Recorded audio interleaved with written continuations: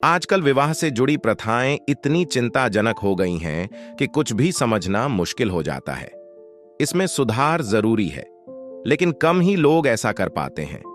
ऐसे कम ही माँ बाप होते हैं जो 7 बेटों के बाद भी एक बेटी होने पर उसे प्यार से रखते हैं। जैसे ही एक बेटी पैदा होती है, वो उसकी शादी की चिंता में डूब जाते हैं।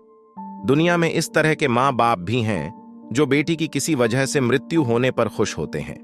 उन्हें लगता है कि उनके सिर से परेशानी टल गई। इन सब की वजह दहेज जैसी कुप्रथा ही है। दहेज की रकम दिन ब दिन इतनी बढ़ती जा रही है कि लोग लड़की के विवाह के नाम से ही घबराने लगे हैं। पता नहीं कब यह सब खत्म होगा। बेटा जितने भी क्यों ना हो, उन्हें भार नहीं लगता है।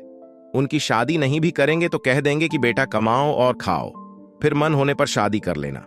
बेटा का चरित्र खराब भी हो तो उसे गलत नहीं समझा जाता, लेकिन बेटी का विवाह करवाना जरूरी है। ऐसा नहीं किया और कुछ गलत घटना उसके साथ घट गई तो समस्या हो जाएगी। अगर इस बात को सबसे छुपा लिया तो कोई दिक्कत नहीं। अगर नहीं छुपा पाए तब पूरे समाज में नाक कट जाती है। समाज में ऐसा अपमान होता है जिसका कोई ठिकाना नहीं। पूरा परिवार किसी को मुंह दिखाने के काबिल नहीं रहता है।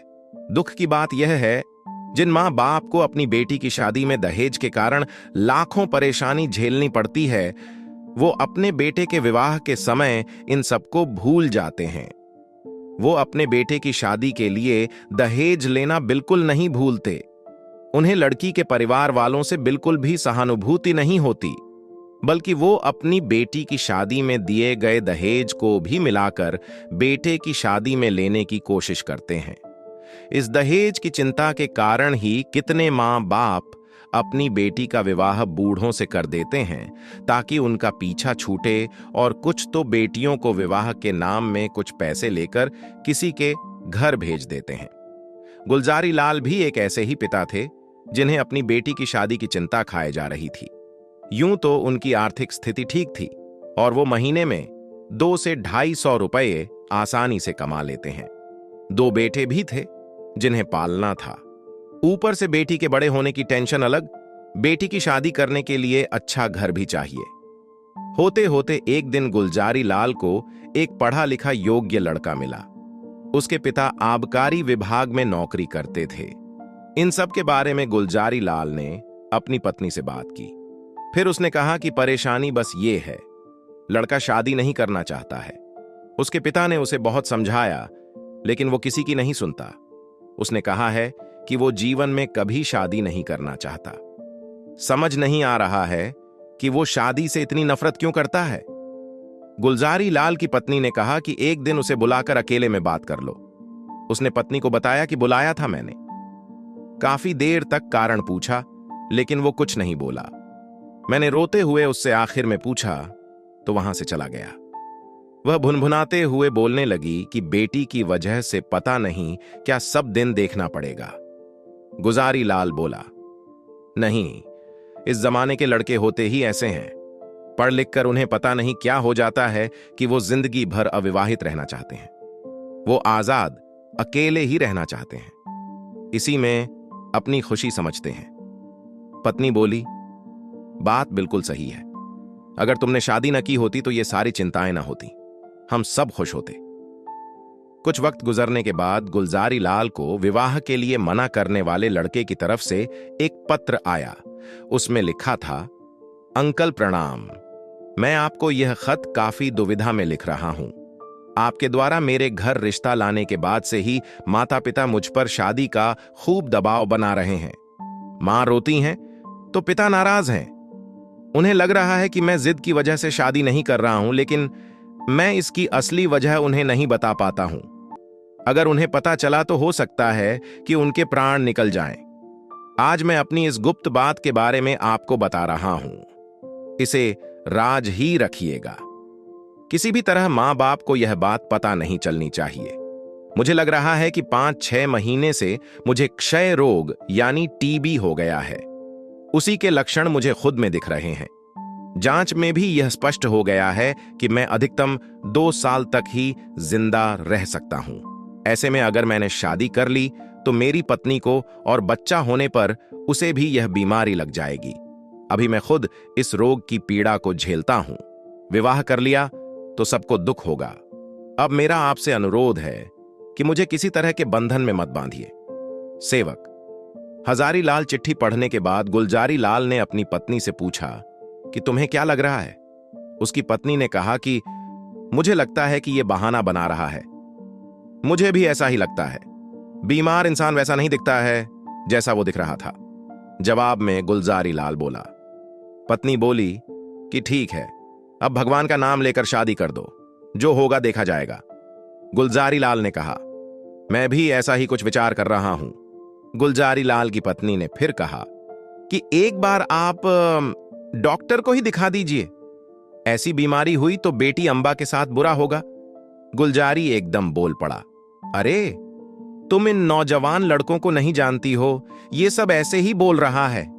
पत्नी बोली, फिर जल्दी से शुभ मुहूर्त निकालकर इनका विवाह करवा देते हैं। इतना सब बताने के बाद भी जब हजारी लाल का विवाह तय हो गया तो उसे बड़ी हैरानी हुई। उसके मन में हुआ कि अब मैं क्या कर सकता हूं। फिर उसके दिमाग में हुआ कि डॉक्टर का पर्चा इन्हें भेज देता हूं, लेकिन तब लगा कि नकली पर्ची बनाना भी मुश्किल नहीं होता है। ऐसे में वो मेरा विश्वास कैसे करेंगे? उसने सोचा कि सब कुछ जानते हुए भी मैं विवाह करके उस लड़की को विधवा नहीं बनने दे सकता हूं। परेशान होकर वो अपने पिता के पास चला गया। रात का समय था। उसके पिता चारपाई पर लेटे हुए थे। पिता ने उससे पूछा कि बेटा क्या हुआ, तुम परेशान लग रहे हो? हजारी लाल कहा कि मुझे आपसे कुछ कहना है। मैंने लंबे समय से एक बात छुपा रखी है। फिर उसने अपनी बीमारी की सारी बात बता दी और कहा कि मेरी जिंदगी के कुछ ही दिन बचे हैं। डॉक्टर ने भी मुझे विवाह न करने की सलाह दी है। हजारी लाल के पिता दरबारी लाल ने अपने बेटे की ओर कुछ देर चौंक कर देखा, फिर कहा कि बेटा इस स्थिति में तो शादी करना और जरूरी है। भगवान न करे कि तुम्हें कुछ हो जाए, लेकिन विवाह के बाद तुम्हारा बच्चा तो हमारे पास रहेगा। उसका मुंह देखकर ही हम जिंदा रह लेंगे। डॉक्टर सब कुछ नहीं जानते हैं, क्या पता तुम्हें स्वस्थ बच्चा हो। हजारी लाल के पास इन सारी बातों का कोई जवाब नहीं था। वो चुपचाप अपने कमरे में आकर लेट गया। 3 दिन बीत गए, लेकिन वो कुछ नहीं कर सका और बारात की तैयारी होने लगी। उसके मन में हुआ कि कैसे माता पिता हैं जो अपनी बेटी को ही इस तरह के रिश्ते में बांध रहे हैं। मेरे मां बाप भी ऐसे ही हैं, उस बेचारी लड़की का क्या दोष है? यह सब सोचकर हजारी लाल उठा और चुपचाप कहीं चला गया। उस दिन के बाद से किसी ने दोबारा हजारी लाल को नहीं देखा। उसे ढूंढने के लिए उसके माता पिता ने क्या कुछ नहीं किया। पुलिस को उसका चित्र दिया, आसपास के कुएं में देखा और अखबारों में विज्ञापन निकाल दिया। कुछ हफ्ते बीतने के बाद रेलवे के पास से कुछ हड्डियां पड़ी मिली। सबको लगा कि हजारी लाल ने रेल के नीचे आकर अपनी जान दे दी है, लेकिन यह स्पष्ट नहीं था कि वो हड्डियां किसकी हैं। वक्त गुजारा और तीज आया। अंबा ने भी अपने पति के लिए व्रत रखा हुआ था। तभी अंबा के पति ने आकर कहा कि तुम्हारे लिए मुंशी दरबारी लाल के यहां से तीज का तोहफा आया है। फिर उसके पति ने पूछा, ये तुम्हारे कौन हुए? अंबा के मन में हुआ कि यह तो उसी देवता के पिता हैं जिन्होंने मुझे नरक में जाने से बचाया है। अपने जीवन का बलिदान दे दिया, लेकिन मेरे जीवन को खराब नहीं होने दिया। इतना सब कुछ सोचकर अंबा ने अपने पति के सवाल के जवाब में कहा कि वो मेरे चचा लगते हैं। फिर अंबा के पति ने पूछा कि हजारी लाल कौन है?